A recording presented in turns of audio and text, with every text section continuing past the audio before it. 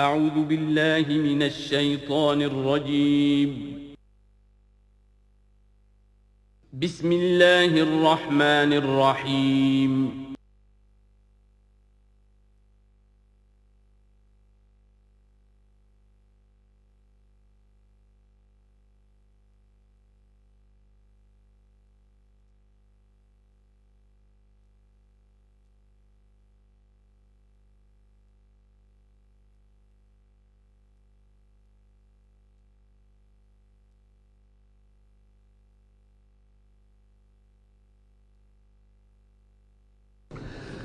اعوذ باللہ من الشیطان الرجیم بسم اللہ الرحمن الرحیم۔ سورۃ النصر کے بارے میں اکثر لوگوں کا خیال یہ ہے کہ یہ مدنی ہے، میری ذاتی رائے یہ کہ یہ بھی مکی ہے، اس لیے کہ یہاں بھی اصول وہ ہے اذا جاء نصر اللہ والفتح، جب آ جائے مدد اللہ کی اور فتح۔ میں اس سورت کو جوڑتا ہوں سورۃ الانشراح ہی کے اس آخری حصے سے، فَإِذَا فَرَغْتَ فَانصَبْ وَإِلَىٰ رَبِّكَ فَارْغَب۔ وہ تو مدنی تو نہیں ہے، وہ تو مکی صورت ہے، بڑے ابتدائی زمانے کی۔ یہ تو خبر دی جا رہی ہے کہ ایک وقت آئے گا، اور پیش کی خبر دی گئی محمد رسول اللہ صلی اللہ علیہ وسلم کو، ایک وقت آئے گا آپ اپنے مشن میں کامیاب ہو جائیں گے اور فارغ ہو جائیں گے۔ فَإِذَا فَرَغْتَ فَانصَبْ وَإِلَىٰ رَبِّكَ فَارْغَب۔ اسی رنگ میں یہ بھی ہے اِذَا جَاءَ نَصْرُ اللَّهِ وَالْفَتْحُ، جب آ جائے مدد اللہ کی اور فتح۔ وَرَأَيْتَ النَّاسَ يَدْخُلُونَ فِي دِينِ اللَّهِ أَفْوَاجًا، اور آپ دیکھ لیں لوگوں کو داخل ہوتے ہوئے اللہ کے دین میں فوج در فوج۔ فَسَبِّحْ بِحَمْدِ رَبِّكَ وَاسْتَغْفِرْ، تو پھر اس وقت آپ ہمہ تن اپنے رب کے استغفار اور تحمید میں لگ جائیے گا۔ ابھی تو یہ مشقتیں جھیلنی ہیں، ابھی تو یہ رسالت کے فرائض، آگے بڑھ کر جو مدنی دور میں جنگیں آنی ہیں، جو سخت مراحل آنے ہیں، ابھی آپ کو یہ جھیلنے ہوں گے۔ اِنَّهُ كَانَ تَوَّابًا، یقیناً اللہ تعالیٰ بہت توبہ کو قبول فرمانے والا ہے۔ ان میں چونکہ قرآن مجید میں جو مختلف مصاحف ہیں اس میں جو چیز لکھا ہوتی ہے اوپر کہ یہ مکی ہے یہ مدنی ہے، تو لوگ سمجھتے ہیں شاید یہ کہ بالکل یوں سمجھیے کہ طے شدہ چیزیں ہیں، حالانکہ کم صورتیں قرآن مجید کی جو بڑی بڑی صورتیں ان کے بارے میں تو تیقن کے ساتھ معلوم ہے، لیکن یہ کہ بعض جو چھوٹی صورتیں ان کے بارے میں بہت سے اقوال آپ کو تفسیر کی کتابوں میں مل جائیں گے۔ میں نے جتنی بھی بہرحال تحقیق کی ہے، میرے نزدیک یہ بھی مکی ہے، مدنی نہیں ہے، یہ بھی ایک خبر دی جا رہی ہے جیسے کہ سورہ انشراح میں۔ اس کی وجہ یہ کہ پھر آ رہی ہیں مکی صورتیں۔ بسم اللہ الرحمن الرحیم، تبت یدا ابی لہب وتب، بالکل ابتدائی زمانے کی صورت ہے۔ ٹوٹ گئے ہاتھ ابو لہب کے اور وہ برباد ہو گیا خود۔ واقعہ یہ ہے کہ جب حضور کو پر وہ آیت نازل ہوئی جو ہم نے پڑھی ہے سورہ ہجر میں، فاصدع بما تؤمر، پہلے 3 سال تک آپ نے دعوت جو دی ہے وہ لو کی، جسے ہم کہیں گے، کبھی بھی آپ کی دعوت انڈر گراؤنڈ نہیں تھی، اس کو تو سمجھ لیجئے، یہ تو لفظ استعمال کرنا ہی غلط ہے، لو کی۔ اور لو کی میں کیا تھا؟ پرسنل تعلق، پی پی کالز، لوگوں سے جن سے بھی تعلقات تھے، انفرادی گفتگو میں آپ اپنی دعوت پیش کر رہے تھے۔ پھر حکم آ گیا فاصدع بما تؤمر، اب ڈنکے کی چوٹ کہیے۔ تو آپ کھڑے ہوئے کوہ صفا پر، آپ نے نعرہ لگایا وا صباحا، یہ وہاں کا دستور تھا، تفصیل سے میں یہ بیان کر چکا ہوں، سارا واقعہ بیان نہیں کر سکتا۔ تو اس وقت لوگ لپک کر آئے اور ابو لہب بھی آیا آپ کا چچا۔ جب حضور نے وہاں اپنی دعوت پیش کی تو اس نے کہا تباً لکا لہذا جمعتنا، ہم سمجھے تھے کوئی بڑی اہم بات تم نے بتانی ہوگی تو ہمیں بلایا ہے، ہم پہنچ گئے ہیں اور تم نے ہمیں اس کام کے لیے جمع کیا تھا، تو تمہارے ہاتھ ٹوٹ جائیں۔ معاذ اللہ ثم معاذ اللہ، نقل کفر نہ باشد۔ چونکہ حضور بنو ہاشم کو 2 دفعہ گھر بلا کر کھانا کھلا چکے تھے، تو اسے تو معلوم تھا یہ دعوت کیا تھی، لیکن یہ جو طریقہ آپ نے اختیار کیا تھا وہ تھا جیسا کہ وہاں پر عام الارم کے طور پر ہوتا تھا کہ کوئی فوج کی خبر آئے، کوئی فوج حملہ آور ہونے والی ہے، تو جس شخص کے پاس بھی وہ خبر پہنچ جاتی تھی وہ کپڑے اتار کے مادر ذات برہنہ ہو کر کسی اونچے مقام پر کھڑا ہو کر نعرہ مارتا تھا وا صباحا، ہائے وہ صبح جو آنے والی ہے، غارت گری والی صبح۔ تب لوگ سب دوڑتے تھے، جہاں تک آواز پہنچ گئی، جہاں تک نگاہ دیکھ رہی ہے کہ ننگا کھڑا ہوا ہے ایک آدمی اونچائی کے اوپر، دوڑتے تھے لوگ کہ کیا خبر ہے اس کے پاس۔ حضور معاذ اللہ ننگے ہونے کا کوئی سوال نہیں تھا، لیکن آپ نے آدھی بات ان کی اختیار کر لی جس کے اندر کوئی قباحت نہیں ہے، کہ آپ کھڑے ہوئے اور آپ نے وا صباحا کا نعرہ لگایا۔ وہ صبح قیامت کی خبر دے رہے ہیں، وہ خبر دیتے تھے جو صبح ہوتی تھی غارت گری کی، دشمن آ کر حملہ کرے گا، لیکن وہ بھی تو صبح قیامت ہے۔ بات کوئی تو ہنسی کی نکلے، خندہ صبح قیامت ہی صحیح، صبح قیامت بھی تو ہے نا آخر۔ تو اس نے کہا آپ تمہارے ہاتھ ٹوٹ جائیں، تم نے اس کام کے لیے بلایا تھا۔ تو فرمایا تبت یدا ابی لہب وتب، اے نبی جیسے آپ کے دشمن جنہوں نے آپ کو کہا کہ اس کی تو دم ہی کٹ گئی، وہ ہوں گے جن کی دمیں کٹ جائیں گی، جن کا نام لیوا کوئی نہیں رہے گا۔ اسی طریقے سے جس نے کہا ہے کہ آپ کے ہاتھ ٹوٹ جائیں، ہاتھ اس کے ٹوٹ گئے۔ یہ تو چند سال کے بعد کی بات ہے، لیکن حقیقت میں عالم غیب میں تو اس کے ہاتھ کٹ چکے ہیں، وہ تب اور وہ برباد ہو چکا ہے۔ ما اغنی عنہ مالہ وما کسب، کچھ کام نہیں آئے گی اس کا، نہ اس کا یہ مال اور نہ وہ کمائی جو اس نے کی ہے ساری عمر اور جمع کیا ہے۔ سیصلی نارا ذات لہب، وہ جھونکا جائے گا آگ میں جو بھڑکتی ہوئی آگ ہے۔ اور لہب کا لفظ جو ہے اس کے اپنے نام میں بھی شامل تھا، یہ صنعت لفظی کہلائے گی، ابو لہب، کیونکہ وہ بہت ہی سرخ و سفید رنگت کا، بہت جیسے کہ انگارے جیسا اس کا رنگ تھا، اور آنکھیں بھی بڑی بڑی تھیں، نہایت حسین و جمیل انسان تھا، اور اس کی بیوی بھی جمیل تھی، بہت ہی خوبصورت عورت تھی، اور یہ دونوں جو ہے یہ سمجھیے کہ بڑی ایلیٹ کلاس تھی اس معاشرے کی، اس کے پاس منصب تھا، یہ خزانہ وزیر خزانہ تھا حرم کا، چنانچہ اس کے بارے میں مشہور تھا کہ اس میں سے اس نے سونے کے بنے ہوئے ہرن چرا لیے ہیں۔ اخلاقی طور پر اس کا جو ہے وہ بدنامی اس درجے کی تھی، لیکن یہ کہ حرم کا خزانہ جو تھا وہ اس کی تحویل میں تھا، تو بڑا اونچا منصب دار تھا۔ تو اس کے لیے یہ کہا کہ جیسے یہ دہکتا ہوا انگارہ ہے، اس کو رنگ ہم نے دیا ہے، ایسی ہی دہکتی ہوئی آگ میں ہم اس کو جھونکیں گے، وامرأتہ، اور اس کی بیوی کو بھی۔ کیوں؟ یہ بھی اتنی ہی دشمن تھی حضور کی جتنا کہ ابو لہب دشمن تھا حضور کا، بلکہ یہ کہنا مشکل ہے کہ بیوی زیادہ دشمن تھی یا یہ کہ یہ شوہر زیادہ دشمن تھا، دونوں۔ اور میں بتا چکا ہوں آپ کو سورہ تحریم میں جو 3 مثالیں آئی تھیں، بہترین عورت بدترین مرد کے گھر میں، فرعون کی بیوی آسیہ، بدترین عورتیں بہترین لوگوں کے گھر میں، بیوی حضرت نوح کی اور بیوی حضرت لوط کی، ایک وہ جو نیک سرشت تھی اور نبی کی گود میں پلی، وہ حضرت مریم سلام علیہا، اور یہ بدترین شوہر اور بدترین بیوی۔ وامرأتہ حمالۃ الحطب، جو اٹھانے والی ہوگی ایندھن کو۔ عام طور پر لوگ سمجھتے ہیں کہ وہ بخیل تھی، وہ ایندھن لے کے آیا کرتی تھی، یہ بات نہیں تھی، وہ بڑی اس معاشرے کی جو ہے وہ بڑی، جس کو آپ فرسٹ لیڈی کہتے ہیں، اس طرح کی خاتون تھی۔ اصل مطلب یہ ہے کہ یہ اس وقت جو حرکتیں کر رہی ہے، یہ اپنے شوہر کے آگ کے گڑھے کو اور بھڑکانے کے لیے ایندھن لا رہی ہے۔ فی جیدہا حبل من مسد، اس کے گلے میں جو یہ ہار پڑا ہوا ہے موتیوں کا، حقیقت میں یہ اس رسی کے مانند ہے جس رسی کے اوپر یہ اب جائے گی آخرت کے اندر، تو وہ لا کر ایندھن اسے باندھ کر، اور جہاں شوہر جل رہا ہوگا وہاں پہ اس کو ڈالے گی اور دہکائے گی اس آگ کو۔ یہ ہے مراد اس سے کہ در حقیقت وہ اٹھائے گی وہاں حطب لکڑیاں، اور فی جیدہا حبل من مسد، اس کے گلے کے اندر یہ جو ہار ہے یہی اس کی رسی بن جائے گا۔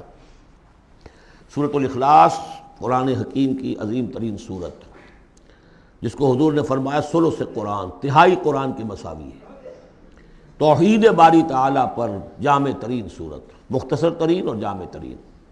قل هو اللہ احد، کہہ دیجئے وہ اللہ ایک ہے، نہیں تنہا ہے۔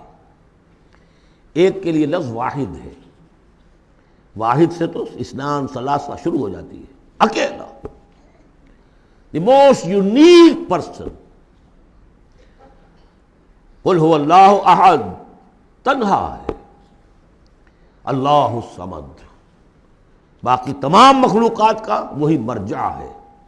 صمد کہتے ہیں بڑی چٹان کو، جس کا سہارا لیتے تھے لڑنے کے وقت، کہ پیچھے چٹان اچھی ہو تاکہ پیچھے سے دشمن جو ہے حملہ نہ کر سکے۔ پھر یہی لفظ آ جاتا تھا سرداروں کے لیے کہ جن کی طرف رجوع کرتے تھے لوگ۔ تو یہ کہ اصل میں اللہ تو ہے خود بخود قائم ہے، اپنے بل پر قائم ہے، کسی نے بنایا نہیں اسے، اس کی حیات مستعار نہیں ہے، اس کی حیات اپنی، اس کا علم اپنا۔ باقی جو بھی کائنات کے اندر مخلوقات ہیں وہ سب اس کی بدولت ہے۔ لا یحیطون بشیء من علمہ الا بما شاء، ان کا وجود بھی اللہ کا عطا کردہ، انہیں حیات بھی مستعار ہے، مانگی ہوئی ہے، عمر دراز مانگ کے لائے تھے 4 دن، اور وہ مانگی ہوئی زندگی ہے، جب چاہے گا لے لے گا ہم سے، ہماری زندگی اپنی تو نہیں ہے، لیکن یہ کہ باقی تمام مخلوقات کو تھامے ہوئے ہے۔ اور یہ وہی ربط و تعلق ہے جو میں نے آپ کو بتایا تھا اسم اعظم، کہ جو الحی القیوم، خود زندہ اور باقی سب کو تھامے ہوئے، کل کائنات اس کی توجہ کی وجہ سے قائم ہے۔ لم یلد ولم یولد، نہ اس نے جنا اور نہ وہ جنا گیا، نہ اس کے کوئی ماں باپ، نہ اس کی کوئی اولاد، نہ اس کی کوئی جوڑی، مت جورو اور بیوی، مت اتخذ صاحبۃ ولا ولدا، یہ ہم پڑھ چکے ہیں قرآن۔ اس اعتبار سے نفی ہو گئی کہ کچھ لوگوں نے اس کے لیے بیٹیاں تجویز کر دی، فرشتوں کو خدا کی بیٹیاں بنا دیا۔ کچھ لوگوں نے جو ہے اس کے لیے بیٹے بنا دیے، حضرت مسیح کو بنا دیا اور حضرت عزیر علیہ السلام کو بنا دیا یہودیوں نے سب نے نہیں، کچھ ان کی فرقوں نے وغیرہ وغیرہ۔ لیکن یہ کہ اس کا معاملہ یونیک ہے، نہ اس نے کسی کو جنا نہ وہ کسی سے جنا گیا۔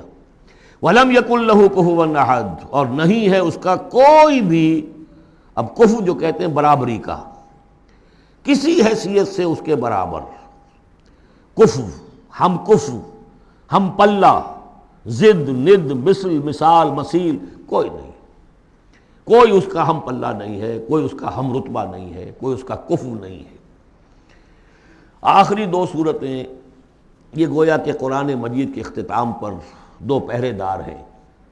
یہ دو صورتیں ہیں کہ جو اصل میں مدنی صورتیں ہیں، نازل ہوئی ہیں مدینہ منورہ میں، اور ان کا زمان نزول کے اعتبار سے شان نزول بھی ہے کہ ان کا حضور پر ایک مرتبہ جادو کیا گیا تھا، تو اس جادو کے اثرات کو زائل کرنے کے لیے یہ آیات پھر اتری ہیں، اور حضور نے پھر جب ان کی بات بار بار تلاوت کی ہے تو وہ جادو کے اثرات، ایک یہودی نے کیا تھا جادو آپ پر، جس سے آپ کو چیزیں بھول جاتے تھے، اور کافی آپ کو دیہت کو تکلیف رہی ہے۔ صحیح بخاری کے اندر یہ روایت موجود ہے۔ ہمارے جدید کچھ ریشنلسٹ ہیں اور جو خاص طور پر منکر حدیث ہیں، وہ سمجھتے ہیں کہ اس میں تو توہین رسول کی کہ جادو کا اثر ہو سکتا ہے۔ رسول بھی اس اعتبار سے بشر ہوتے تھے، تلوار کا اگر کاری زخم پڑا ہے تو خون نکلا ہے، اور خون نکل گیا ہے تو زوفتاری ہوا ہے، زوفتاری ہوا تو بے ہوشی بھی ہوئی ہے۔ یعنی یہ جسم جو ہے ان کا، اس کے اعتبار سے جو بھی بخار آپ کو چڑھا ہے، بخار میں تکلیف ہوئی ہے، عالم نزع میں نہایت شدید تکلیف ہوئی ہے، تو اس حوالے سے یہ نہ سمجھیے کہ وہ بشریت کے جو لوازم ہے وہ ختم ہو جاتے ہیں، لیکن اللہ تعالیٰ کی طرف سے انہیں ایک مقام ملا ہے، ایک عصمت ملی ہے، ایک بزرگی ہے، وہ اپنی جگہ پر ہے۔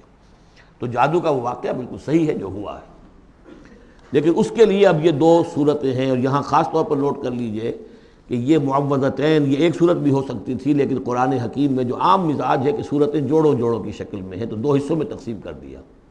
اور اس کی تقسیم کیا ہے؟ ایک وہ چیزیں ہیں جو انسان پر باہر سے حملہ آور ہوتی ہیں، اور ایک چیز وہ ہے جو انسان کے اپنے اندر سے حملہ آور ہوتی ہے۔ ان دونوں کو دو علیحدہ چیزوں میں رکھ کر اور سکھایا گیا ہمیں کہ تم ہمیشہ اللہ کی پناہ طلب کرتے رہا کرو ان چیزوں کے اثرات سے، ان چیزوں کے اثرات بد سے اپنے آپ کو بچانے کے لیے۔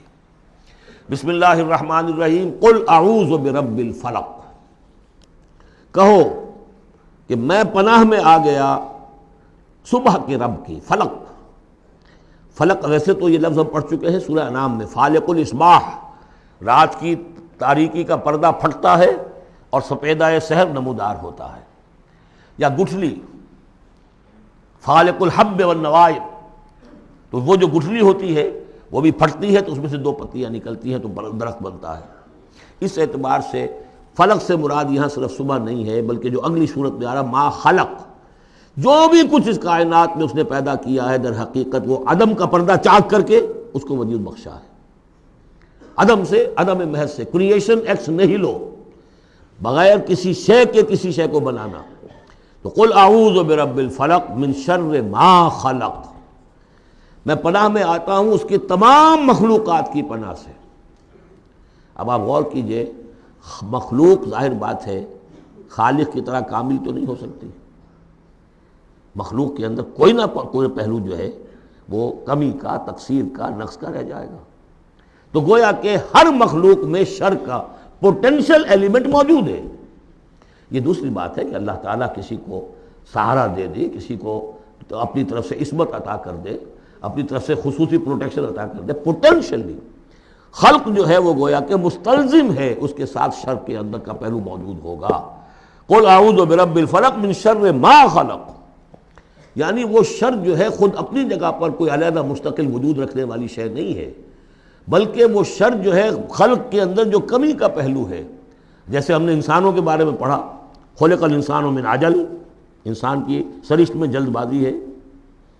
خلق الانسان ضعیفا، انسان کمزور پیدا کیا گیا ہے۔ وہ جو اس کا ہے، جو اس کا فطرت والا پہلو ہے، جو روحانی پہلو ہے، وہ تو ہے انا خلقنا الانسان فی احسن تقویم، لیکن جو یہ حیوانی پہلو ہے اس کا جو مادی وجود ہے، اس میں تو ذوق بھی ہے۔ ان الانسان خلق ہلوعا اذا مسہ الشر جزوعا واذا مسہ الخیر منوعا، تو یہ تمام چیزیں جو ذہن میں رکھیے۔ قل اعوذ برب الفلق من شر ما خلق، جو بھی مخلوقات ہیں ان میں سے جو بھی شر کا پہلو ہے، میں اس سے اے پروردگار تیری پناہ میں آتا ہوں۔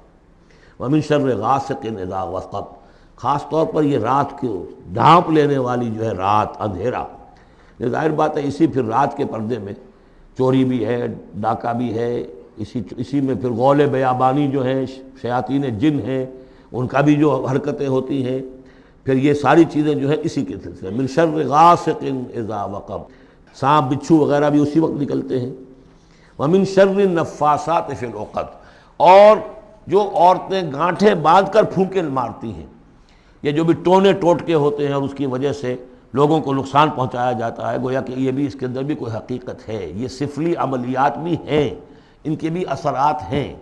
جیسے کہ ہم جانتے ہیں کہ جادو جو ہے حق ہے، برحق ہے، اگرچہ کفر ہے، شراب کی تاثیر ہے لیکن حرام ہے، کچھ نہ کچھ حقیقت ان لکیروں میں بھی ہے، لیکن ہمیں روک دیا گیا کہ ان کے چکر میں مت پڑو۔ یہ جو منجمی ہے، نجوم کی حرکت، اس میں بھی کچھ نہ کچھ حقیقت ہے لیکن روک دیا گیا۔ تو کسی چیز کا ہونا بالفعل یہ اور شے ہے، لیکن اس کا جائز ہونا یہ اور شے ہے۔ تو بالفعل یہ عملیات ہیں جیسے اچھے اعمال ہیں، اور ان کو جو ہے کوئی اچھے اوراد ہیں، اچھے وظائف ہیں، تو ان کے کچھ اثرات جو ہیں اچھے ہو سکتے ہیں۔ اسی طریقے سے اس قسم کی چیزوں میں جادو کے جو کلمات ہوتے ہیں ان کی بھی تاثیر ہے، اور وہ جو عورتیں جو ہے وہ جادو کرتے ہوئے، جس کو ہم کہتے ہیں کہ وہ تعویذ گنڈا وغیرہ جو ہوتا ہے، پھر وہ اس میں پھونکے مارتی ہیں، تو اللہ تعالیٰ سے میں ان کے شر سے بھی پناہ چاہتا ہوں۔ وَمِن شَرِّ حَاسِدٍ إِذَا حَسَدَ، اور حسد کرنے والے کے شر سے بھی میں اللہ کی پناہ طلب کرتا ہوں، جبکہ وہ حسد اپنا استعمال کرے۔ اگر حسد ہے دل کے اندر ہے تو بات اور ہے، حسد کو بروئے کار لائے وہ، اور وہ انسان کے درپے ہو جائے اس حسد کی وجہ سے اس سے کوئی نقصان پہنچانے کو، اور اسی کے تابع ہے عین، العین حق، کہ اگر انسان اس حاسدانہ نگاہ سے کسی کو دیکھتا ہے اس کے بھی اثرات ہوتے ہیں، اور اس دیکھنے کے بھی کچھ برے اثرات جو ہیں وہ ظاہر ہو جاتے ہیں۔ تو یہ تمام چیزیں اپنی جگہ پر ہیں، لیکن ان سے پناہ کرنے کے لیے آپ لمبے چوڑے کوئی اور سلسلوں میں نہ پڑیں، یہی معوذتین اللہ نے جو محمد رسول اللہ کو تلقین فرمائے، سارا دار و مدار ان پر ہونا چاہیے۔ تعوذ کرتے رہیں، اس لیے کہ ہم پڑھ چکے ہیں سورہ بقرہ میں کہ حضرت سلیمان کے زمانے میں جنات جو تھے انہوں نے یہ سارے کام شروع کیے تھے، اور لوگ ان سے سیکھتے تھے جادو ٹونا، اور آج بھی نقش سلیمانی کے نام سے بکتے ہیں اس قسم کے جو بھی تعویذات ہوتے ہیں، اور وہ ایک دھندا بنا ہوا ہے۔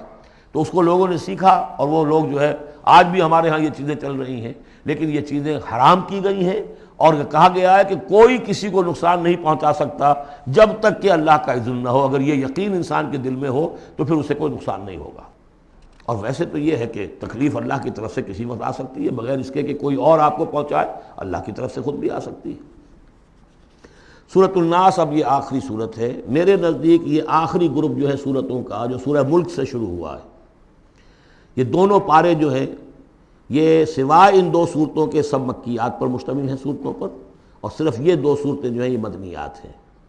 اور ریسیپروکل نوٹ کر لیجئے، پہلا گروپ جو تھا اس میں مکی صورت صرف ایک تھی، سورہ فاتحہ، اور مدنی صورتیں 6.25 پارے پر پھیلی ہوئی، سورہ بقرہ، آل عمران، نساء اور مائدہ۔ اس کے بالکل برعکس ریسیپروکل نسبت یہاں ہے کہ یہاں پر یہ دو صورتیں ہیں چھوٹی چھوٹی، باقی دونوں پارے جو ہیں سب کی مکی صورتوں پر مشتمل ہیں، اور اس آخری صورت کا جوڑ مل جائے گا پہلی صورت کے ساتھ، یہ بھی میں آپ کو بتا دوں گا۔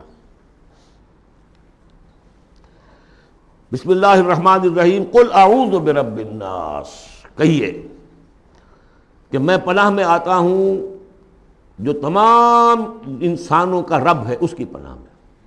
ملک الناس، صرف رب ہی نہیں ہے، بادشاہ ہے، تمام انسانوں کا بادشاہ ہے۔ الہ الناس، تمام انسانوں کا معبود ہے۔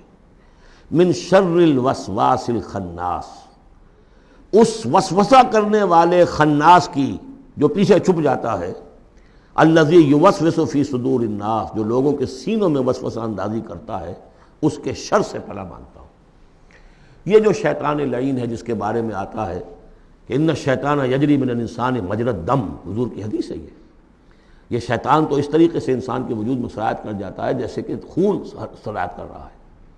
یہ شیطان جو ہے، اور یہ آپ وہ بھی پڑھ چکے ہیں، وَلَقَدْ خَلَقْنَا الْإِنسَانَ وَنَعْلَمُ مَا تُوَسْوِسُ بِهِ نَفْسُهُ، ہم نے انسان کو بنایا، ہم جانتے ہیں کہ اس کا نفس امارہ جو ہے، اڈ اور لبیڈو، اس کو اندر کیا وسوسہ اندازی کرتا رہتا ہے۔ تو شیطان کو بھی کوئی اور اختیار حاصل نہیں ہے، ہمارے اپنے سفلی داعیات ہمارے جو اینیمل انسٹنکٹس ہیں، ہماری جو خواہشات ہیں، شہوات ہیں، ان کو وہ بھڑکاتا ہے، جس کے لیے حدیث میں آتا ہے کہ اس کی تھوتنی جو ہے وہ زمین جو وہ دل کے اوپر ٹکا کر پھونکے مارنی شروع کرتا ہے تاکہ وہ شہوت میں اشتعال پیدا ہو جائے اور سفلی جذبات میں اشتعال پیدا ہو جائے. اس کی اس کو اللہ تعالیٰ نے طاقت دی ہے.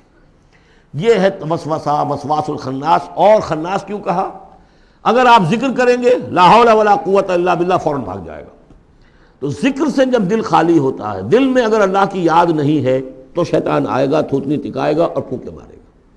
یہ چونکہ شیطان کی یہ ساری ترکیب انسان پر اثر انداز ہوتی ہے اس کے اپنے نفس کے وساطت سے، اندر سے، لہذا اس کے لیے یہ علیحدہ صورت جو ہے وہ قائم کر دی. قل اعوذ برب الناس ملک الناس الہ الناس من شر الوسواس الخناس الذی یوسوس فی صدور الناس من الجنۃ والناس. خواہ وہ جنوں میں سے ہوں یا انسانوں میں سے، ان میں وہ وسوسہ اندازی کرتا ہے. اب اس کو جوڑ لیجئے آپ پہلی صورت کے ساتھ. سورہ فاتحہ میں کیا ہے؟ الحمدللہ رب العالمین، قل اعوذ برب الناس، مالک یوم الدین، ملک الناس، ایاک نعبد و ایاک نستعین، الہ الناس. اس کے بعد کیا ہے؟ ہم آپ سے مدد چاہتے ہیں، اہدنا الصراط المستقیم. یہاں اس کے برعکس ہے، ہمیں اپنی پناہ میں لے لے. بات تو ایک ہی ہے، ہمیں سیدھی راہ کی ہدایت دے، ہمیں شیطان سے پروٹیکشن عطا کر دے. بات ایک ہی ہے، مضمون بالکل وہی سورہ فاتحہ کا. قل اعوذ برب الناس الحمدللہ رب العالمین الرحمن الرحیم مالک یوم الدین ملک الناس. اور معبود ہے ایاک نعبد و ایاک نستعین. اب ہم نے استعانت مانگی. اب استعانت، استعاذہ، یہ ایک ہی طرح کے الفاظ ہیں. مدد مانگنا، پناہ طلب کرنا، استغاثہ، استعانہ، استمداد، مدد مانگنا، استنصار، نصرت طلب کرنا. باب استفعال کے تمام الفاظ جمع کر دیجئے. تو عبادت، ہم عبادت کرتے ہیں تیری، ایاک نعبد، لیکن ہمیں استعانت، تیری مدد چاہیے اس کے لیے. تو معبود ہے، ہم تیری عبادت کا فیصلہ کرتے ہیں لیکن تیری مدد کے محتاج ہیں. اے اللہ ہم تیری عبادت کا وعدہ کرتے ہیں لیکن تیری طرف سے ہمیں پروٹیکشن چاہیے کہ شیطان کے وسوسوں سے، وسوسہ اندازی سے ہمیں محفوظ کر دے. اس طریقے سے یہ سورہ مبارکہ ایک اعتبار سے مثنیٰ بن جاتی ہے سورہ فاتحہ کا، اور گویا کہ قرآن مجید کی آخری صورت اور پہلی صورت کے مابین ایک مشابہت قائم ہو جاتی ہے. بارک اللہ لی ولکم فی القرآن العظیم ونفعنی وایاکم بالآیات والذکر الحکیم. دعائے ختم قرآن ہے، میں اس کا ترجمہ آپ کو بتا دینا چاہتا ہوں تاکہ آپ جب وہ دعا سنیں گے تو پھر اس کا ترجمہ بھی آپ کے سامنے رہے. تو یہ اور بڑی اہمیت کے ساتھ اس دعا کو سمجھیے. اللہم آنس وحشتی فی قبری.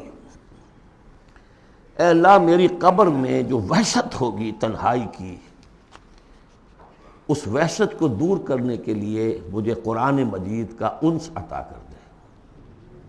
اے اللہم ارحمنی بالقرآن العظیم وجعلہ لی اماما ونورا وہدی ورحمہ.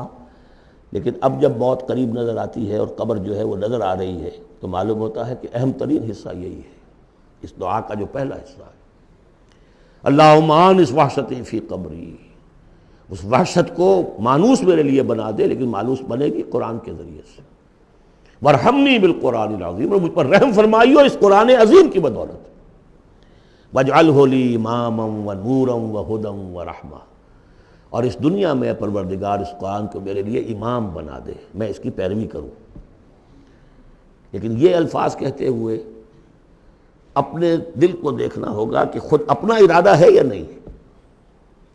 عزم ہو کہ ہاں اب قرآن کو اپنا امام بنانا ہے، اس کے پیچھے چلنا ہے، تب تو اللہ تعالیٰ سے دعا کرتے ہوئے بھی انسان جو ہے پھر اسے سجتی ہے یہ دعا. اور ایسا کوئی شعوری فیصلہ ہے ہی نہیں تو پھر یہ ایک روٹین ہے، بس آپ نے ایک الفاظ ہے جو زبان سے کہہ دیے ہیں. ذالک قولہم بافواہہم، اپنے منہ سے نکلنے والی باتیں اور کچھ نہیں. وجعلہ لی اماما ونورا، نور بنا دے، وہدن، ہدایت بنا دے، اور رحمت بنا دے. اللہم ذکرنی منہ ما نسیت. اے اللہ مجھے یاد کرا دے اس میں سے جو میں بھول جاؤں. وعلمنی منہ ما جہلت، اور جس چیز کو میں اس میں سے جانتا نہیں ہوں، اور ہم تو سب سے جاہل ہیں. کتنے فیصد لوگ ہیں جو جانتے ہیں قرآن میں ہے کیا. لیکن بہرحال دعا مانگیے کہ اللہ تعالیٰ ہمت دے، آپ قرآن سیکھیں، قرآن سیکھنے کے لیے عربی سیکھیں. علمنی منہ ما جہلت. لیکن یہ بھی اگر آپ کا اپنا ارادہ نہیں ہے کہ سیکھنا ہے تو اللہ تعالیٰ زبردستی تو آپ کے دل میں آ کے قرآن کا علم نہیں ڈال دے گا۔ قرآن کا علم تو بڑی قیمتی شے ہے، دنیا کا کوئی فن ہو، کوئی معمولی سا کوئی فن ہے، وہ بھی سیکھنا پڑتا ہے، محنت کرنی پڑتی ہے۔ جیسا کہ حضرت علی نے فرمایا، بڑے اونچے اشعار ہیں، یغوث البحر من طلب اللآلی، جو شخص بھی موتیوں کا طلبگار ہوتا ہے اسے سمندر میں غوطہ زنی کرنی پڑتی ہے۔ ومن طلب العلا سہر اللیالی، جو کسی بلند مقام تک پہنچنا چاہتا ہے زندگی میں، وہ راتوں کو جاگتا ہے، محنت کرتا ہے، پڑھتا ہے، جو بھی مشقت کرتا ہے۔ ومن طلب العلا من غیر قد، اور جو کوئی بلندی کا طلبگار بن جائے بغیر کوشش کے، اضاع العمر فی طلب المحالی، پھر وہ اپنی عمر ضائع کر بیٹھتا ہے ایک محال چیز کی طلب میں۔ وہ تو ہونے والی بات نہیں ہے، یہ دنیا اللہ نے بنائی ہے کہ محنت کرو۔ تو یہ دعا مانگتے ہوئے علمنی منہ ما جہلت، تو اپنا ارادہ کریں پختگی کے ساتھ۔ فرمایا وعلمنی منہ ما جہلت وارزقنی تلاوتہ، اور مجھے اے اللہ ہمت دے، نصیب فرمائیے کہ میں اس کو پڑھتا رہا کروں، آنا اللیل و آنا النہار، رات کے اوقات میں بھی اور دن کے اوقات میں بھی۔ وَاجْعَلْهُ لِي حُجَّةٌ یا رب العالمین، اور اے تمام جہانوں کے پروردگار، اس قرآن کو میرے حق میں دلیل بنا، میرے حق میں گواہ بنا، یعنی میرے خلاف نہ کر دیجو، اس لیے کہ حضور نے فرمایا ہے القرآن حجۃ لک او علیک، یہ قرآن یا تو دلیل ہے اور گواہ ہے تمہارے حق میں اور یا تمہارے خلاف۔ اگر قرآن کو پڑھو گے جیسے کہ پڑھنے کا حق ہے، سمجھو گے جیسے سمجھنے کا حق ہے، عمل کرو گے جیسے عمل کرنے کا حق ہے، اور اس کو دنیا تک پہنچاؤ گے جیسے کہ پہنچانے کا حق ہے، تو یہی قرآن تمہارا شافع بن کر کھڑا ہوگا، یہی تمہارے حق میں گواہی دے گا۔ اور جو کچھ ہم کر رہے ہیں اگر وہی ہم کرتے رہیں گے تو یہی قرآن سب سے بڑا ہمارے خلاف جو ہے استغاثہ لے کر آئے گا کہ اللہ یہ بدبخت کہتا تھا کہ یہ میں تیری کتاب ہوں، مجھے پڑھتا نہیں تھا، مانتا تھا میں تیرا کلام ہوں، سمجھتا نہیں تھا، یا سمجھتا بھی تھا عمل نہیں کرتا تھا۔ یہ سب سے بڑی دلیل ہمارے خلاف، القرآن حجۃ لک و علیک۔ اس قرآن حکیم کے ضمن میں ایک خاص دعا جو حضور سے منقول ہے، وہ دعا کیا ہے؟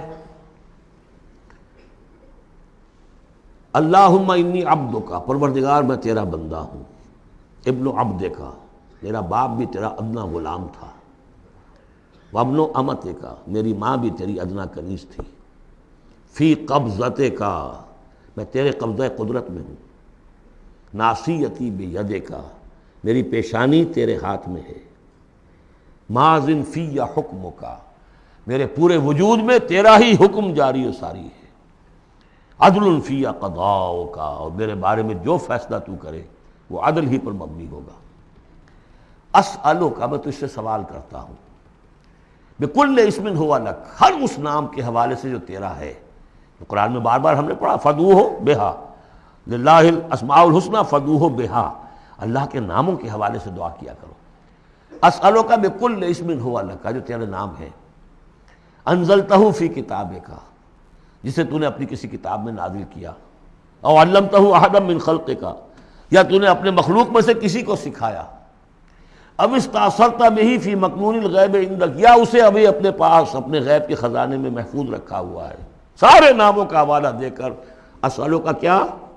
ان تجعل القرآن ربیع قلبی، اس قرآن کو میرے دل کی بہار بنا دے، ونور صدری، میرے سینے کا نور بنا دے، وذہاب ہمی، اور میرے ہموم اور غموم کا، غموں کا اور جو بھی تفکرات ہیں ان کا دور کرنے والا، جلا حزنی، میرا کوئی غم ہو افسوس ہو اس کو بھی ختم کر دینے والی چیز، اس کا ذریعہ اس قرآن کو بنا دے۔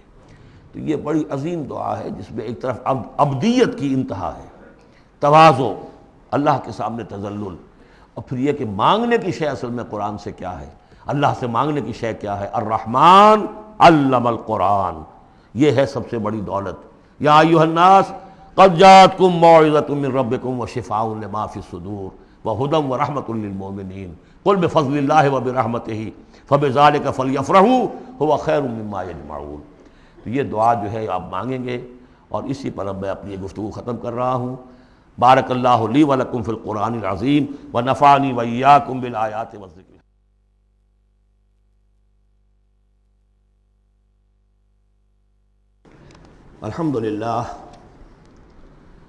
الحمدللہ وکفی والصلاة والسلام علی عبادہ الذین اصطفیٰ،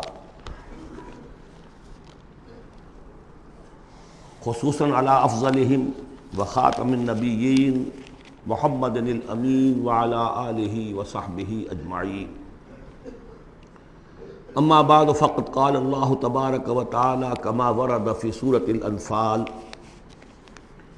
اعوذ باللہ من الشیطان الرجیم بسم اللہ الرحمن الرحیم یا ایھا الذین آمنوا استجیبوا للہ وللرسول اذا دعاکم لما یحییکم وَاعْلَمُوا أَنَّ اللَّهَ يَحُولُ بَيْنَ الْمَرْءِ وَقَلْبِهِ وَأَنَّهُ إِلَيْهِ تُحْشَرُونَ وَاتَّقُوا فِتْنَةً لَا تُصِيبَنَّ الَّذِينَ ظَلَمُوا مِنكُمْ خَاصَّةً وَاعْلَمُوا أَنَّ اللَّهَ شَدِيدُ الْعِقَابِ وَاذْكُرُوا إِذْ أَنْتُمْ قَلِيلٌ مُسْتَضْعَفُونَ فِي الْأَرْضِ تَخَافُونَ أَنْ يَتَخَطَّفَكُمُ النَّاسُ فَآوَاكُمْ وَأَيَّدَكُمْ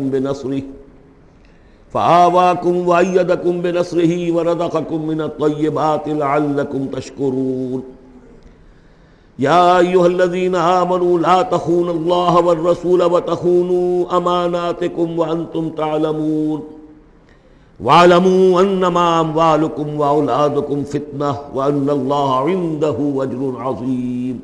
صدق اللہ العظیم. رب اشرح لي صدري ويسر لي امري واحلل عقدة من لساني يفقهوا قولي.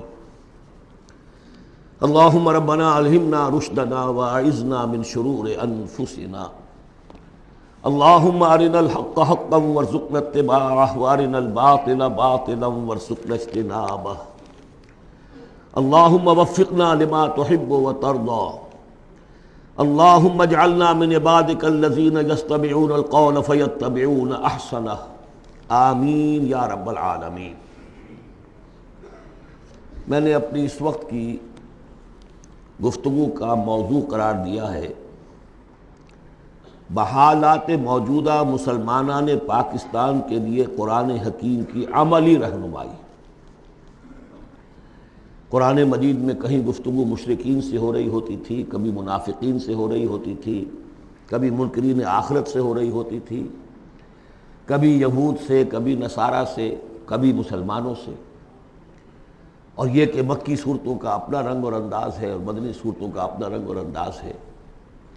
پھر اس میں احکام الہیہ بھی آئے ہیں، عبادات کے ضمن میں آئے ہیں، معاشرتی احکام آئے ہیں، آئلی قوانین آئے ہیں، سیاسی ہدایات آئی ہیں. اب ویسے تو یہ کہ زندگی کے ہر گوشے کے لیے اور ہر آنے والے دور کے لیے اس میں ہدایت ہے، لیکن اس وقت میں نے جو عنوان معین کیا ہے وہ دو اعتبارات سے بحالات موجودہ اور خاص طور پر مسلمانان پاکستان کے لیے قرآن حکیم کی عملی رہنمائی کیا ہے.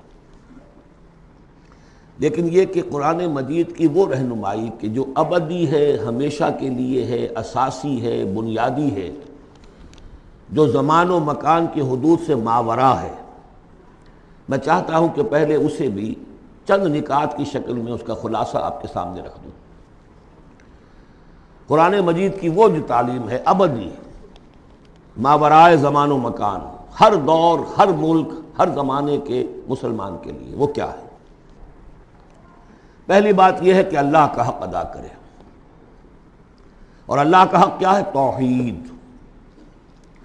توحید ایک عقیدے کی توحید ہے، اس کو مانے کہ وہ ایک ہے، اپنی ذات میں تنہا ہے، کوئی اس کا مد مقابل اور کفو نہیں ہے، نہ اس کی صفات میں نہ اس کی ذات میں. لیکن یہ کہ ایک ہے توحید عملی. اور ہم نے اس دورہ ترجمہ قرآن کے دوران 4 صورتوں میں اس توحید پر بڑی مفصل بحثیں کی ہیں. اس وقت گن لیجئے. ایک ہے عقیدے کی توحید، ایک ہے عملی توحید. عملی توحید 4 نکات پر مشتمل ہے. سب سے پہلے جو کہ سورہ زمر کا مرکزی مضمون تھا، عبادت اللہ کی، اس کے لیے اپنی اطاعت کو خالص کرتے ہوئے. عبادت میں نماز، روزہ یہ سب بھی شامل ہیں، لیکن یہ کہ وہ عبادت جس کے ساتھ اطاعت اللہ کی خالص نہیں ہو رہی. اطاعت منقسم ہے، کہیں اپنے نفس کی اطاعت ہو گئی اللہ کی اطاعت کو پس پش ڈال کر. فرمایا فرأیت من اتخذ الہہ ہواہ، کیا تم نے دیکھا اس شخص کو جس نے اپنے خواہش نفس کو ہی خدا بنا رکھا ہے؟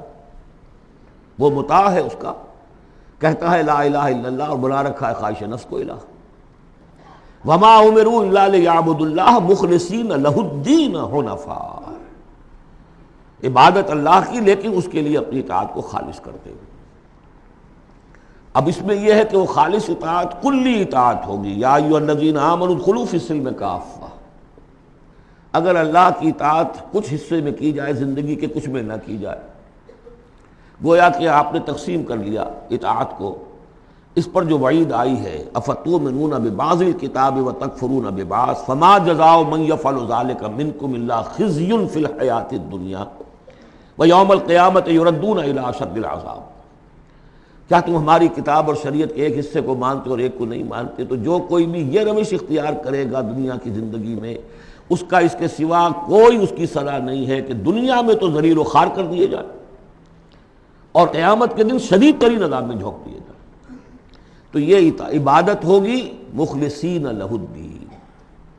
اسی کا ایک اور پہلو ہے دعا. الدعاء مخ العبادہ، الدعاء هو العبادہ. سورہ مومن کا مرکزی مضمون وہ تھا فادعوا اللہ مخلصین لہ الدین. دعا تو کرو لیکن تم اطاعت بھی خالص اس کی کرتے ہو کہ نہیں؟ اگر وفاداری تمہاری اللہ کے ساتھ پوری نہیں تو کس منہ سے دعا کر رہے ہو؟ وہ حدیث میں سنا چکا ہوں کہ ایک شخص حج کے لیے پہنچ گیا ہے اور وہ پہنچا ہوا ہے جبل رحمت پر اور ہاتھ اٹھا کے دعائیں مانگ رہا ہے، یا رب یا رب. وَأَنَّىٰ يُسْتَجَابُ لِذَٰلِكَ، اس کی دعا کیسے قبول ہو؟ وَمَطْعَمُهُ حَرَامٌ وَمَلْبَسُهُ حَرَامٌ وَغُذِّيَ بِالْحَرَامِ، اس کا کھایا ہوا حرام کا ہے، پہنا ہوا حرام کا ہے، اس کا جسم حرام کی آمدنی سے اور اس کے کھانے پینے سے بنا ہوا ہے. تو دعا مخ العبادہ هو العبادہ، لیکن دعا بھی وہی کہ جو مخلصین لہ الدین، اس حال میں کی جا رہی ہو کہ بندے نے یکسو ہو کر اپنی کل اطاعت کو اللہ کے لیے بنا دیا. اس سے اگلا قدم ہوتا ہے ان فرد سے ایک دوسرے فرد کو دعوت. اب اسی کے داعی بن کر کھڑے ہو جاؤ، اب لوگوں کو بھی اسی کی دعوت دو، وہ بھی اللہ کی بندگی کریں مخلصین لہ الدین، وہ بھی اللہ کو پکاریں مخلصین لہ الدین. وَمَنْ أَحْسَنُ قَوْلًا مِّمَّنْ دَعَا إِلَى اللَّهِ وَعَمِلَ صَالِحًا وَقَالَ إِنَّنِي مِنَ الْمُسْلِمِينَ. یہ سورہ حامیم السجدہ کی مرکزی آیت ہے. چوتھا اور آخری مرحلہ یہ ہے کہ یہ کیسے ہوگی مخلصین لہ الدین کی پوزیشن اگر جس ملک میں آپ رہ رہے ہیں وہاں قانون تو کسی اور کا چل رہا ہے، عدالتیں اس قانون پر فیصلے کر رہی ہیں، نظام جو ہے معاشی وہ کسی اور نظام پر چل رہا ہے، وہ سودی کاروبار ہو رہا ہے اور سودی لین دین ہو رہا ہے، پورا بزنس اس پر ہے، پوری انڈسٹری اسی پر ہے، پوری حکومت اس پر ہے. تو ہم بھی تو اسی کے فرد ہیں نا، شہری ہیں اسی ملک کے، اسی ریاست کے، اسی معاشرے میں رہتے ہیں. تو یہ مقصد تو اسی وقت پورا ہوگا جب کہ پورے نظام زندگی پر اللہ کی اطاعت کا سکہ قائم ہو جائے. اس کا نام ہے اقامت الدین. چنانچہ سورہ شورى پھر چوتھے نمبر پر جو آئی اس کا مرکزی مضمون کیا تھا؟ شرع لکم من الدین ما وصى به نوحا والذی اوحینا الیک وما وصینا به ابراہیم وموسیٰ وعیسیٰ ان اقیموا الدین ولا تتفرقوا فیہ. اس لیے کہ قرآن مجید تو کہتا ہے ومن لم یحکم بما انزل اللہ فاولئک هم الکافرون. ہماری عدالتوں میں فیصلے اللہ کے قانون کے مطابق تو نہیں ہو رہے، تو فیصلے کرانے والے، فیصلے کرنے والے، فیصلے ماننے والے، فیصلے ایگزیکیوٹ کرنے والے، فیصلوں کی تنفیذ کرنے والے، وہ سب کیا ہوئے؟ وَمَن لَّمْ يَحْكُم بِمَا أَنزَلَ اللَّهُ فَأُولَٰئِكَ هُمُ الظَّالِمُونَ، وہی تو مشرک ہیں. وَمَن لَّمْ يَحْكُم بِمَا أَنزَلَ اللَّهُ فَأُولَٰئِكَ هُمُ الْفَاسِقُونَ، وہی تو باغی ہیں ہمارے. تو مطلب یہ ہے کہ اس صورتحال سے نکلنے کی صرف ایک شکل ہے، دین کو قائم کرنے کی جد و جہد ہمہ تن ہمہ وقت. اس نظام باطل کو ریکنسائل نہ کیا جائے اس سے ذہناً قلباً. live under it if you have to live it but under protest. اگر کوئی اور راستہ نہیں ہے انڈر پروٹیسٹ رہے کہ میں نے اس نظام کو قبول نہیں کیا، میں اسے تسلیم نہیں کرتا، میں اس سے استفادہ کروں گا جو کم سے کم ہے میرے بقا کے لیے، اور اپنی ساری توانائی، اپنی ساری قوت، اپنی ساری طاقت، اپنی ساری صلاحیت، اپنے سارے وسائل اور ذرائع اس نظام کو بے خبن سے اکھیڑ کر اس کی جگہ پر اللہ کا دیا ہوا نظام قائم کرنے کے لیے وقف کر دوں. اس کے علاوہ کوئی شکل نہیں ہے اسی کے نام ہے تکبیر رب، رب کو بڑا کرو، وَرَبَّكَ فَكَبِّرْ۔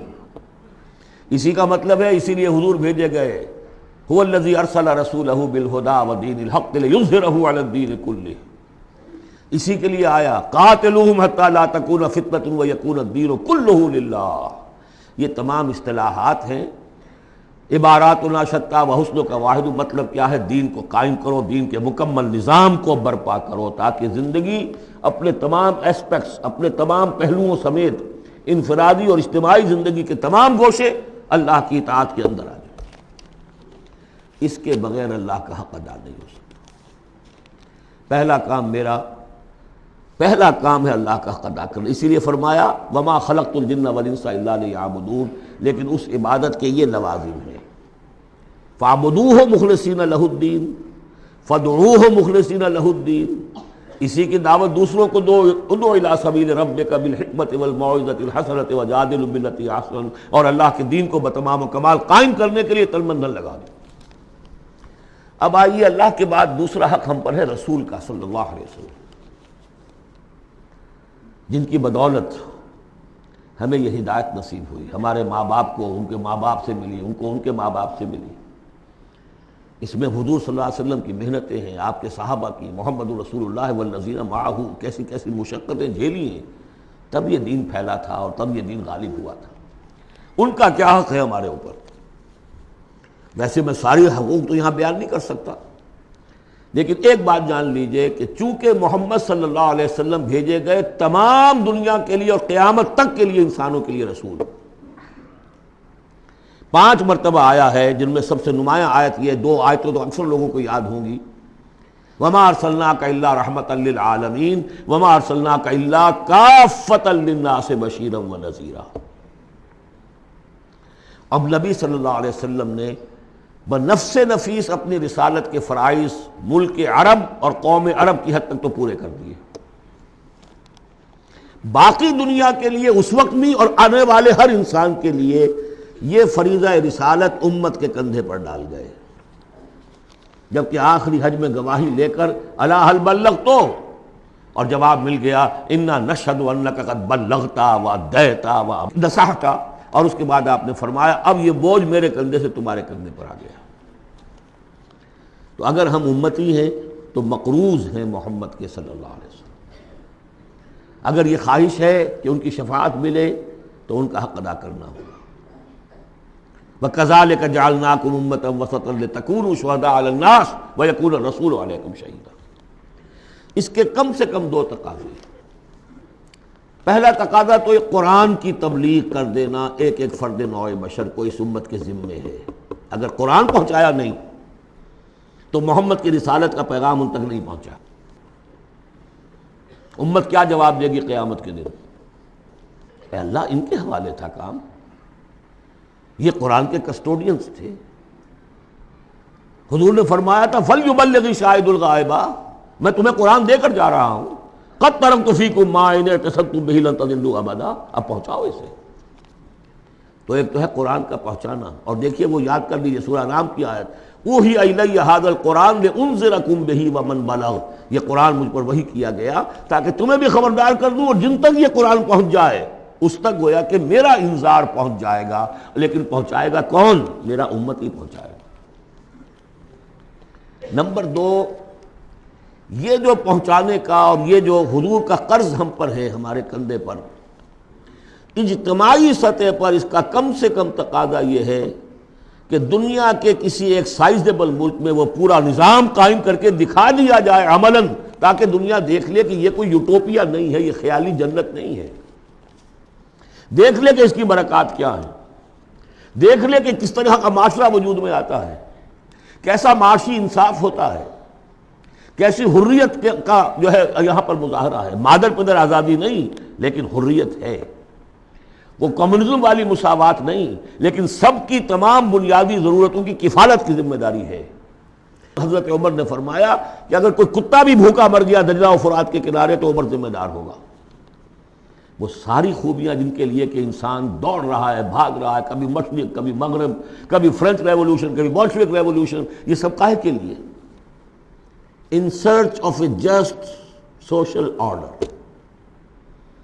ظلم سے، ایکسپلائٹیشن سے بچ کر کسی طریقے سے کوئی نظام ایسا ہو کہ جس میں عدل ہو، انصاف ہو، اکویٹیبل ڈسٹریبیوشن آف ویلتھ ہو۔ جب تک ہم اس کو قائم کر کے نہیں دکھا دیں گے، ہم یہ نہیں کہہ سکیں گے کہ ہم نے اللہ کے نبی کا حق ادا کر دیا۔ دنیا کہے گی یہ کہتے ضرور ہے ہمارے پاس اعلیٰ نظام ہے، اگر واقعتاً سمجھتے تو قائم نہ کرتے اپنے ہم، تو ہماری کیفیت جو ہے وہ ہمارے اس قول کی نفی کر دے گی۔ گویا کہ اللہ کا حق بھی ادا نہیں ہوتا جب تک کہ پورا نظام قائم نہ کیا جائے، اور رسول کا قرض بھی ادا نہیں ہوتا جب تک کہ اللہ کے دین کا پورا نظام قائم نہ کیا جائے۔ اب آئیے تیسرا حق ہے بندوں کا، حقوق العباد، جس کے بارے میں کہا گیا کہ اللہ تعالیٰ اپنے حقوق میں تو کوئی کمی برداشت بھی کر لے گا، معاف بھی کر دے گا، لیکن بندوں کے نہیں۔ بندوں کا حق کیا ہے؟ بندوں کا حق یہ ہے کہ انہیں عدل ملے، انصاف ملے، ان کے حقوق غصب نہ کیے جائیں۔ اس کے لیے دیکھیے قرآن مجید جو ہم نے پڑھا ہے، کس ریپیٹیشن کے ساتھ بات آئی ہے، جو چیز کہ ہمارے ذہنوں سے نکل گئی۔ ہم نے مذہب کو بنا دیا ہے صرف آخرت کی چیز، اسلام اس دنیا کی شے ہے، ہم نے بنا دیا اسے آخرت کی شے۔ لہذا نتیجہ کیا نکلا ہے کہ لوگوں نے کہا، مارکس نے کہا، religion is the opium of the masses. اب سب کچھ آخرت میں مل جائے گا، یہاں ظلم سہ لو، برداشت کر لو، سرمایہ داروں کے، جاگیرداروں کے، اور جو سرداران قبائل ہیں ان کے سب ظلم سہو، برداشت کرو، اور تمہیں اللہ کے ہاں آخرت میں مل جائے گا۔ قرآن کا نظریہ تو یہ نہیں ہے۔ قرآن کا ہم پڑھ چکے، سورہ آل عمران میں فرمایا اللہ خود قائم بالقسط ہے، عدل کا قائم کرنے والا۔ انبیاء کو کیوں بھیجا؟ اللہ اکبر، وہ آیت سورہ حدید کی آیت نمبر 25، لقد ارسلنا رسلنا بالبینات وانزلنا معهم الکتاب والمیزان لیقوم الناس بالقسط۔ ہم نے اپنے رسول بھیجے معجزات دے کر، ہم نے کتاب نازل فرمائی، ہم نے میزان نازل فرمائی، حقوق اور فرائض کا توازن، حقوق اور فرائض کا توازن۔ کس لیے یہ سب کچھ ہم نے نازل کیا؟ یہ کھکیڑ کس لیے بول لیا؟ Was it an exercise in futility? لیقوم الناس بالقسط، تاکہ لوگ عدل پر قائم ہوں۔ اور ہم نے لوہا بھی اتارا ہے جس میں جنگ کی صلاحیت ہے، جو لوگ ظلم چھوڑنے پر آمادہ نہ ہو، لوہے کی طاقت سے ان کے سر کچلے جائے، تاکہ اللہ دیکھ لے کہ میرے کون سے بندے ہیں جو میرے وفادار ہیں، میرے نظام عدل قسط کو قائم کرنے کے لیے تن من دھن لگاتے ہیں، جانے دینے کو تیار ہیں۔ آیت نمبر 25 سورہ حدید کی، نظام عدل و قسط، انزال کتب، ارسال رسل، ان سب کا تھیم کیا ہے؟ یہاں عدل و انصاف قائم کرنا۔ حضور سے کہہ دیا گیا، یہ سورہ شورى کی آیت یاد کر دیجیے، آیت نمبر 15، کہہ دیجئے وَأُمِرْتُ لِأَعْدِلَ بَيْنَكُمْ، دیکھو میں تمہارے مابین عدل قائم کرنے آیا ہوں۔ مسلمانوں سے کہا گیا سورہ نساء میں، یا ایھا الذین آمنوا کونوا قوامین بالقسط شہداء للہ، اہل ایمان عدل کو، قسط کو قائم کرنے والے بن کر کھڑے ہو جاؤ پوری طاقت کے ساتھ، اور اللہ کی گواہی دو، اس لیے کہ اللہ جو ہے وہ خود قائم بالقسط ہے، اس کی گواہی اسی طرح ہوگی کہ تم اس کے نظام عدل و قسط کو قائم کرو۔ یہی مضمون پھر دہرا کر سورہ مائدہ میں آ گیا، یا ایھا الذین آمنوا کونوا قوامین للہ شہداء بالقسط، کھڑے ہو جاؤ اللہ کے لیے۔ لیکن اللہ کے لیے کھڑا ہونا کیا ہے؟ اللہ کو کھانا دینا ہے، روٹی دینی ہے، کیا دینا ہے؟ اللہ کے لیے کھڑے ہو جانے کا مطلب ہے اس کے دیے ہوئے نظام عدل و قسط کو قائم کرو۔ یہ ہے دین، جس کا یہ پہلو جو ہے سرے سے نگاہوں سے اوجھل ہے۔ انسانوں کا حق ہے ان کو ظلم سے نجات دلائی جائے۔ حضور کی اپنی شان تھی، یضع عنہم اسرہم والاغلال اللاتی کانت علیہم، آ کے آپ نے دنیا کو وہ جو طوق ان کے گردنوں میں پڑے ہوئے تھے، بادشاہوں کی غلامی کے طوق، ان سے نجات دلائی ہے، سرمایہ داروں کی غلامی کے طوق، اس سے نجات دلائی ہے، سود کی جڑ کاٹ کر سرمایہ داری کی جڑ کاٹ دی، اور بادشاہت کی جڑ کاٹ کر برابر، تم سب کے سب برابر ہو، بادشاہ صرف ایک وہ ہے، سروری زیبا فقط اس ذات بے ہمتا کو ہے، حکمراں ہے ایک وہی باقی بتان آدری، یا ایھا الناس کونوا عباد اللہ اخوانا، سب کے سب اللہ کے بندے بن جاؤ، تم میں سے کوئی آقا نہیں ہے، سب کے سب بندے بن جاؤ، آپس میں بھائی بھائی بن جاؤ۔ اور اس کی آخری بات آپ کو بتاؤں گا، سعد بن ابی وقاص رضی اللہ تعالیٰ عنہ جب مسلمانوں نے حملہ کیا ایران پر تو رستم سپہ سالار افواج جو تھا ایران کا، اس نے یہ سوال کروایا کہ آپ ہم پر کیوں چڑھ دوڑے ہیں؟ پہلے بھی آپ عرب لوگ تھے، بدوی بدو لوگ تھے، کبھی کبھی لوٹ مار کر کے لے جایا کرتے تھے، آتے تھے لوٹ مار کیا اور چلے گئے، یہ اس دفعہ ہماری جان نہیں چھوڑ رہے ہو، کیا وجہ ہے؟ سعد ابن ابی وقاص رضی اللہ تعالیٰ عنہ غالباً رشتے میں حضور کے ماموں لگتے ہیں، اور صحابی اتنے درجے کے ہیں، عشرہ مبشرہ میں سے ہیں، اور ایک ہی صحابی ہے حضور کا جس کے لیے حضور نے کہا ہے کہ تم پر میرے ماں باپ قربان۔ غزوہ احد میں جب حضور پر نرغہ ہوا ہے اور ہر طرف سے دشمن نے حملہ کیا ہے، یہ 7 تیر چلا رہے تھے اور روک رہے تھے دشمنوں کو، اس وقت حضور نے فرمایا ہے 7 تیر چلائے جاؤ، تم پر میرے ماں باپ قربان۔ یہ شان ہے ان کی۔ ان کا جواب یہ تھا کہ اس مرتبہ ہم خود نہیں آئے، لوٹ مار کرنے نہیں آئے، انا قد ارسلنا، اب تو ہمیں بھیجا گیا ہے، we are on a mission. اللہ نے بھیجا اپنے رسول کو، اللہ کے رسول نے بھیجا ہمیں۔ And what's the mission? لِنُخْرِجَ النَّاسَ مِنْ ظُلُمَاتِ الْجَهَالَةِ إِلَى نُورِ الْإِيمَانِ، لوگوں کو نکالیں جہالت اور جاہلیت کی تاریکیوں سے ایمان کی روشنی کی طرف۔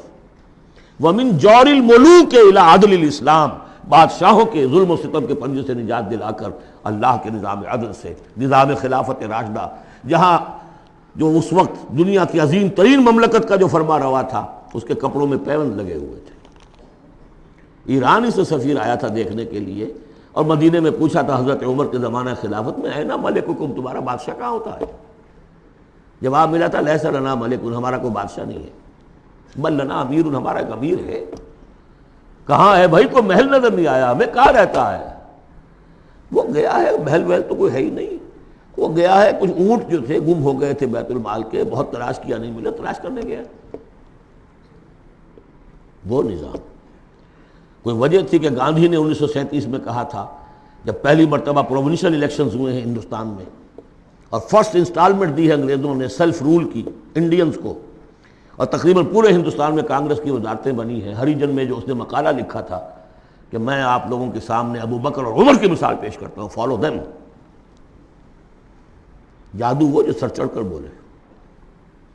نوٹ کیجئے، یہ 3 ہیں حقوق: اللہ کا حق اقامت دین، رسول کا حق تبلیغ قرآن، اور دین کا ایک مکمل نمونہ ضرور دکھا دینا عملی شکل میں تاکہ حجت قائم ہو جائے، اور انسانوں کا حق انہیں ظلم و ستم کے پنجوں سے نجات دلا کر اور انہیں اسلام کے نظام عدل کے تحت لایا جائے۔ یہ انسانوں کا حق ہے۔ تینوں حق جا کر مل گئے ایک ہی چیز پر جس کا نام اقامت دین ہے۔ یہ چیزیں میں نے کہی ہیں، یہ ہیں دائمی ابدی۔ ایک مسلمان اکیلا بھی کہی ہے، اس کو بھی سمجھنا چاہیے میری ذمہ داریاں ہیں۔ شروع کریں، آج کریں، کل ایک اور آدمی مل جائے گا، 2 ہو جائیں گے۔ ایک اکیلا 2 جماعت، ایک اکیلا 2 11۔ نہیں کامیاب ہوتا کوئی بات نہیں، فرض تو وہ ہے کہ ادا کرنا ہے۔ کامیابی ناکامی 950 برس تک حضرت نوح دعوت دیتے رہے، ناکام رہے اس معنی میں، ویسے تو کامیاب وہی ہوئے، باقی قوم جو ہے ہلاک ہو گئی، لیکن اس معنی میں تو ناکام رہے، کوئی پرواہ نہیں۔ اب میں چاہتا ہوں کہ اب پاکستان کے خاص کانٹیکسٹ میں آ کر بات کروں۔ پہلی بات تو یہ سمجھیے، اپنی خودی پہچان ہو غافل افغان۔ یہ پاکستان کس شے کا نام ہے؟ کیا یہ دنیا میں دوسرے جو مسلمان ممالک ہیں ویسا ہی مسلمان ملک ہے، یا اس کی کوئی خصوصی اہمیت ہے، کوئی خصوصی حیثیت ہے، کوئی امتیازی مقام اور مرتبہ ہے؟ اور یہ بھی سارا کچھ میں آپ کے سامنے رکھوں گا قرآن مجید سے۔ میں نے اس آیت کے حوالے سے سب سے پہلی بات یہ ہے کہ قیام پاکستان کا اصل جذبہ محرکہ کیا تھا، میں یہ اس سورہ مبارکہ کی آیت نمبر 26 کے حوالے سے بیان کر چکا ہوں۔ وَاذْكُرُوا إِذْ أَنْتُمْ قَلِيلٌ مُسْتَضْعَفُونَ فِي الْأَرْضِ، ذرا یاد کرو اے مسلمانوں جب تم ہندوستان میں، اب میں اس کی جو ہے تفسیر نہیں کر رہا کہ جب یہ نازل ہوئی یہ صورت اس کا کیا مطلب، اس کے الفاظ کا جو عموم ہے اس کے حوالے سے جس طرح یہ پاکستان کی تحریک کے اوپر 100% منطبق ہو رہی ہے اسے سمجھیے۔ جبکہ تم اقلیت میں تھے، مستضعفون فی الارض، تمہیں زمین میں دبا لیا گیا تھا۔ ہندو زیادہ بیدار، زیادہ سرمایہ دار، زیادہ تعلیم یافتہ، اور انگریز اس کی پشت پناہی کر رہا تھا۔ کیوں کر رہا تھا؟ کہ مسلمان سے حکومت چھینی تھی، بغاوت کا اندیشہ تھا۔ ہندو پہلے بھی غلام تھا، اس کے لیے چینج آف ماسٹرز کا معاملہ تھا، پہلے غلام مسلمانوں کا تھا، اب عیسائیوں کا ہو گیا، اسے اٹھانا تھا مسلمان کے مقابلے۔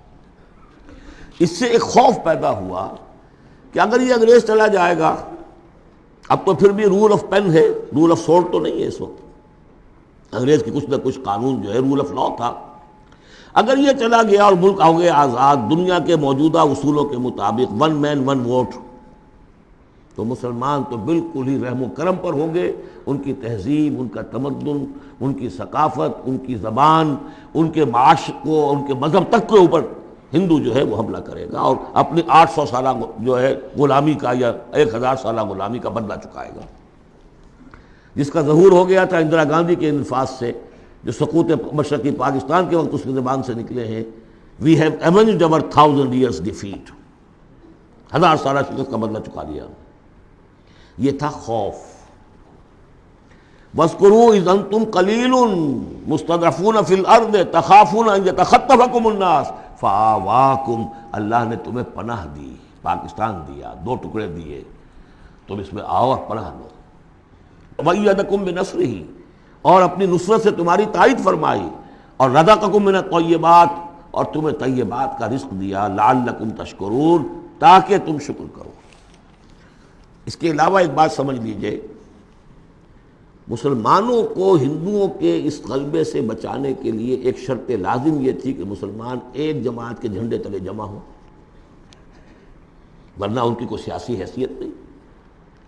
کانگریس جیسی طاقت، بڑی منظم جماعت، سرمایہ اس کے پیچھے، تعلیم یافتہ لوگ اس کے پیچھے، انگریز کی سپورٹ اس کی، تو اس میں مسلمانوں کے لیے تو جب تک کہ وہ یکجان نہ ہو جائیں اور پوری ان کی قوت مسلم لیگ کے جھنڈے تلے نہ آ جائے، پاکستان کیسے بن جائے گا؟ اور یہ معلوم تھا کہ چاہے اصل تو محرک ہمارا یہی ہے کہ دباؤ سے بچ جائیں ہم، ان ہندوؤں کے دباؤ سے، ثقافتی، مذہبی، لسانی دباؤ سے، معاشی دباؤ سے بچ جائیں، لیکن یہ ہے کہ مسلمانوں کو یکجا کرنے کے لیے ایک نعرہ لگا، پاکستان کا مطلب کیا؟ لا الہ الا اللہ۔ وہ بات جو میں نے ابھی کہی تھی کہ حضور کا قرض ادا نہیں ہو سکتا جب تک کہ ہم ایسا نہ کریں، وہی بات ہے جو اقبال نے کہی تھی 1930 کے خطبے میں، کہ مجھے یہ یقین ہے کہ ہندوستان کے شمال مغرب میں ایک آزاد مسلمان ریاست قائم ہوگی، اور اگر ایسا ہو گیا تو ہمیں موقع مل جائے گا کہ اسلام کی تعلیمات پر جو پردے پڑ گئے ہیں دور ملوکیت میں، انہیں ہٹا کر اصل تعلیم کا ایک نقشہ دکھا دے دنیا کو۔ ہندوستان نے تو دیکھی مغلوں کی حکومت، خلجیوں کی حکومت، افغانوں کی حکومت، لودھیوں کی حکومت، خلافت راشدہ تو نہیں دیکھی نا۔ ہم چاہتے ہیں پاکستان میں وہ نظام قائم کریں، یہی قائد اعظم نے کہا تھا۔ پاکستان اس لیے چاہتے ہیں کہ اسلام کے اصول حریت و اخوت و مساوات کی ایک عملی نمونہ دنیا کے سامنے پیش کریں۔ اور پھر جو دعائیں مانگی گئی تھی، بہت سے جو میری عمر سے کم عمر کے لوگ ہیں انہیں تو بہرحال یاد نہیں ہو سکتا، لیکن میری عمر کے لوگ یا مجھ سے بڑوں کو تو یاد ہے، ہم نے نعرے لگائے، دعائیں مانگی گڑ گڑا کر، اور وہ دعائیں یہ تھیں کہ اے اللہ تو ہمیں یہ ملک دے دے، ہم تیرے دین کا بول بالا کریں گے۔ 52 برس پاکستان کے ہو گئے، اس میں کتنا اسلام ہم نے نافذ کیا، کہاں ہے وہ اصول حریت و اخوت و مساوات؟ وہی سودی نظام، وہی جاگیرداری نظام، خواجہ از خون رگے مزدور سازد لال ناب، از جفائے دہ خدایاں کشتے دہ کانا خراب، انقلاب ہے انقلاب۔ یہ اقبال کہتا ہوا مر گیا۔ سرمایہ دار نے مزدور کے رگوں سے سرخ خون کشید کر کے شراب بنائی ہے جسے وہ شام کو بیٹھ کر پیتا ہے، اور زمیندار اور جاگیردار وہ کسانوں کی جو محنت کا اور خون پسینے کی کمائی اسے وہ عیش کرتے۔ انقلاب انقلاب، لیکن وہ 52 برس ہو گئے، انقلاب تو نہیں آئے، وہی نظام۔ گویا کہ ہم نے اللہ سے بد عہدی کی، اس بد عہدی کی سزا کیا ہے؟ نفاق ہم پر مسلط کر دیا گیا۔ سورہ توبہ کی 3 آیات منافقین کی ایک خاص قسم بیان فرمائی، وَمِنْهُمْ مَنْ عَاهَدَ اللَّهُ، جنہوں نے اللہ سے عہد کیا تھا، لَئِنْ آتَانَا مِنْ فَضْلِهِ، اگر اللہ ہمیں فضل سے نواز دے گا، غنی کر دے گا، لَنَصَّدَّقَنَّ وَلَنَكُونَنَّ مِنَ الصَّالِحِينَ، خوب صدقہ خیرات کریں گے بالکل نیک ہو جائیں گے۔ لیکن جب اللہ تعالیٰ نے انہیں نواز دیا تو کیا کیا؟ بخلوا بہ، پھر انہوں نے بخل سے کام لیا، وتولوا، پیٹھ موڑ لی، وہم موردون، اعراض کیا۔ نتیجہ کیا نکلا؟